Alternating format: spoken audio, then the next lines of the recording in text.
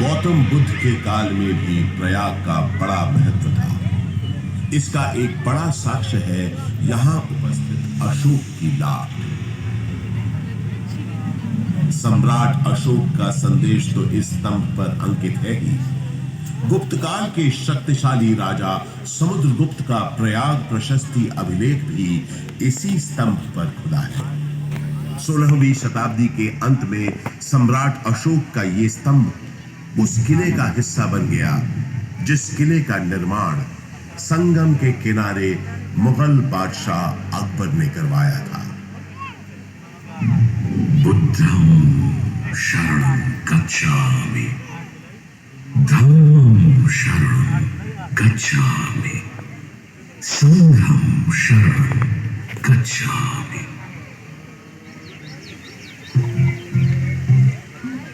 हजारों वर्ष पुराने इस प्रयाग नामक नगर के आध्यात्मिक और धार्मिक महत्व से बादशाह अकबर इतने प्रभावित हुए कि उन्होंने यहाँ एक नया शहर भी बसा दिया और उसका नाम रखा इलाहाबाद, जो वक्त के साथ साथ बन गया इलाहाबाद। अपनी भौगोलिक स्थिति, सुंदर आबोहवा और राजनीतिक महत्व की वजह से इलाहाबाद ब्रिटिश हुक्मरानों को भी बेहद पसंद आया और कुछ ही समय में ये शहर ब्रितानी हुकूमत का एक महत्वपूर्ण केंद्र बन गया।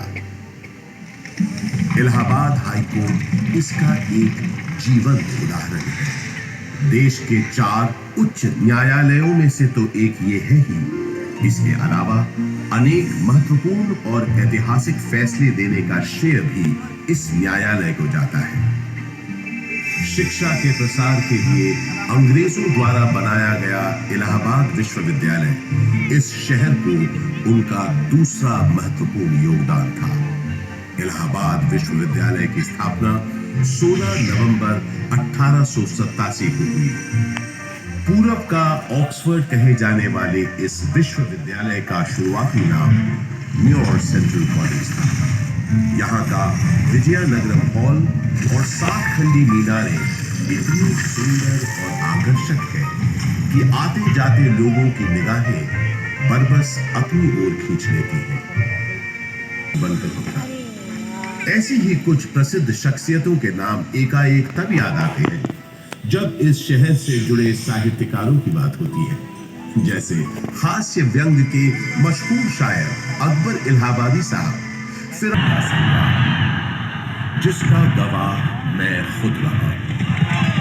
अनेकों भीषण लड़ाइयां।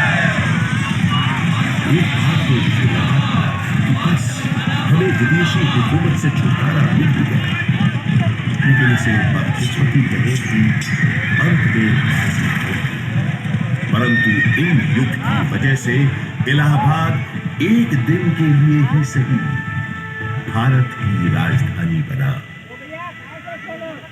वो दिन था 1 नवंबर 1858। उस दिन प्रयागराज के मिंटो पार्क शाही दरबार लगा था, जिसमें लॉर्ड कैनिंग ने महारानी विक्टोरिया का महत्वपूर्ण घोषणा पत्र पढ़ा। आज 1 नवंबर 1858 के दिन से हिंदुस्तान में ईस्ट इंडिया कंपनी का राज खत्म हो जाए। अब से इंडिया में मालिका विक्टोरिया का राज होगा। ताज की हुकूमत होगी यहाँ। मैं आज आपको ये कहानी सुना रहा हूँ। बात सन 1870 की है, जब एडिनबर्ग के ड्यूक एल्फ्रेड साहब इलाहाबाद आए थे। उन्होंने यहाँ भूखंड पर एक विशाल पार्क का शिलान्यास किया था। उन्हीं के नाम पर तो इस पार्क का नाम पड़ा है एल्फ्रेड पार्क। ब्रितानवी हुक्मरानों ने इस पार्क के भीतर कई एक महत्वपूर्ण इमारतों का भी निर्माण करवाया, जैसे आपके पीछे ये मशहूर गवर्नमेंट पब्लिक।